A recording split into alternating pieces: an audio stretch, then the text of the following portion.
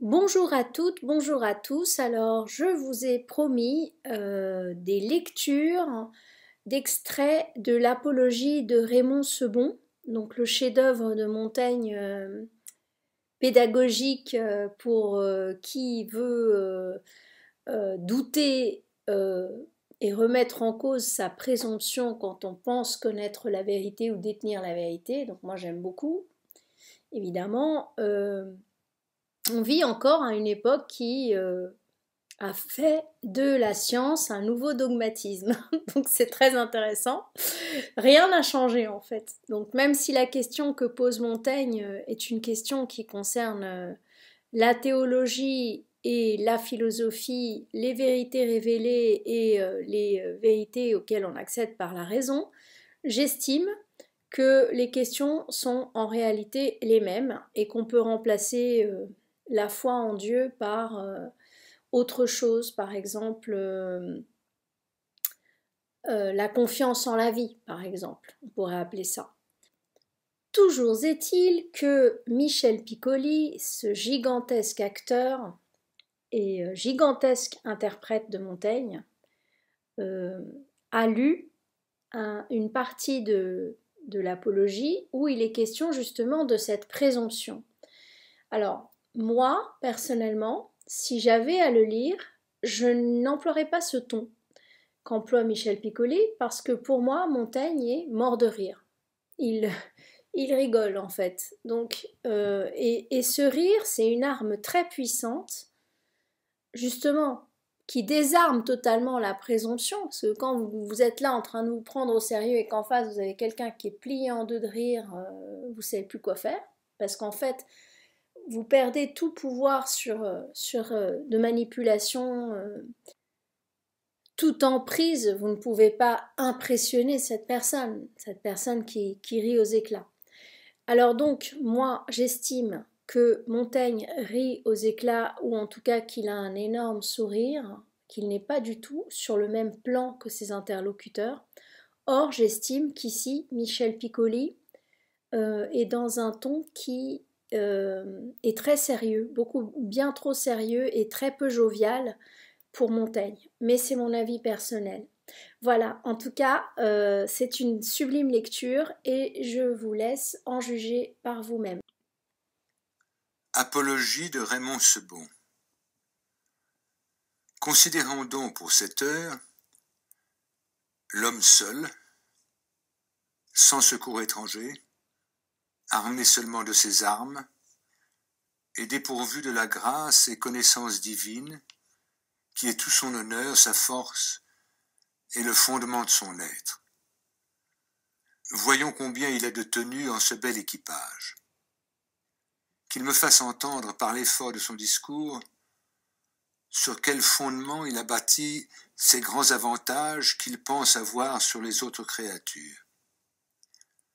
Qui lui a persuadé que ce branle admirable de la voûte céleste, la lumière éternelle de ses flambeaux roulant si fièrement sur sa tête, les mouvements épouvantables de cette mer infinie soient établis et se continuent tant de siècles pour sa commodité et pour son service.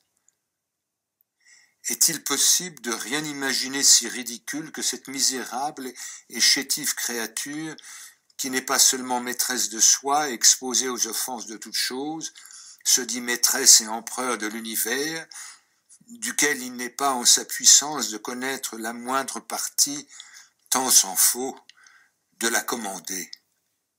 Et ce privilège qu'il s'attribue d'être seul en ce grand bâtiment, qui est la suffisance d'en reconnaître la beauté et l'agencement, seul qui en puisse rendre grâce à l'architecte et tenir compte de la recette émise du monde, qui lui a scellé ce privilège, qu'il nous montre l'être de belles et grandes charges. Ont-elles été octroyées en faveur des sages seulement?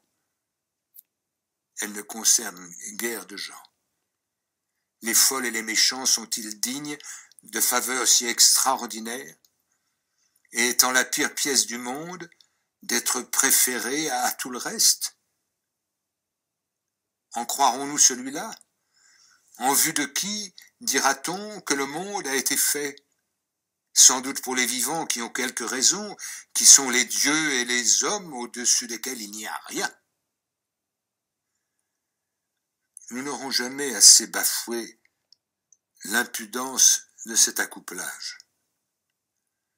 Tout ce que nous voyons en les astres nous étonne. Quels furent l'outillage, les leviers, les machines, les ouvriers pour un tel travail? Pourquoi les privons-nous et d'âme et de vie et de discours? Y avons-nous reconnu quelque stupidité immobile et insensible, nous qui n'avons aucun commerce avec eux que d'obéissance? Dirons-nous que nous n'avons vu en nulle autre créature qu'en l'homme l'usage d'une âme raisonnable? Et quoi? Avons-nous vu quelque chose semblable au soleil? Laisse-t-il d'être parce que nous n'avons rien vu de semblable? Et ces mouvements d'être, parce qu'il n'en est point de pareil? Si ce que nous n'avons pas vu n'est pas, notre science est merveilleusement raccourcie, tant sont étroites les bornes de notre esprit. Ne sont-ce pas des songes de l'humaine vanité de faire de la lune une terre céleste, y deviner des montagnes, des vallées comme Anaxagora, y planter des habitations et demeures humaines et y dresser des colonies pour notre commodité comme font Platon et Plutarque, et de notre terre en faire un astre éclairant et lumineux?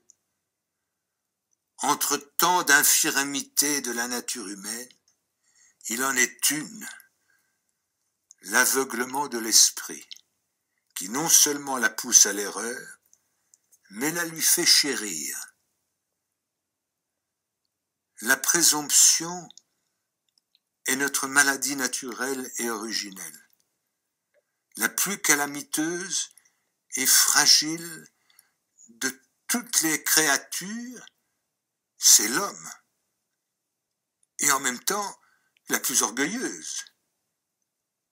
Elle se sent et se voit logée ici parmi la bourbe et le fumier du monde, attachée et clouée à la pille plus morte et basse partie de l'univers, au dernier étage du logis et le plus éloigné de la voûte céleste, avec les animaux de la pire condition, et se va plantant par imagination au-dessus du cercle de la lune et ramenant le ciel sous ses pieds. C'est par la vanité de cette même imagination qu'il s'égale à Dieu, qu'il s'attribue les conditions divines, qu'il se trie soi-même et se sépare de la foule des autres créatures, taille les parts aux animaux ses confrères et compagnons, et leur distribue telle portion de facultés et de force que bon lui semble. Comment connaît-il, par l'effort de son intelligence, les mouvements internes et secrets des animaux?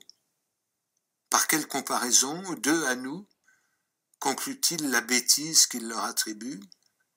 Nous ne sommes ni au-dessus ni au-dessous du reste. Tout ce qui est sous le ciel, dit le sage, court une loi et fortune pareille. Tout est pris dans sa chaîne et sa fatalité. Il y a quelques différences. Il y a des ordres et des degrés, mais c'est sous le visage d'une même nature.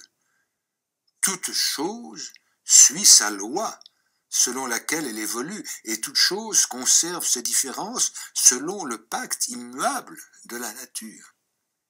Il faut contraindre l'homme et le ranger dans les barrières de cette discipline. Le misérable n'a garde d'enjamber. En effet, au-delà, il est entravé et engagé, il est assujetti de pareilles obligations que les autres créatures de son ordre, et d'une condition fort moyenne, sans aucune prérogative, préexcellence vraie et essentielle. Celle qui se donne par opinion et par fantaisie n'a ni corps ni goût.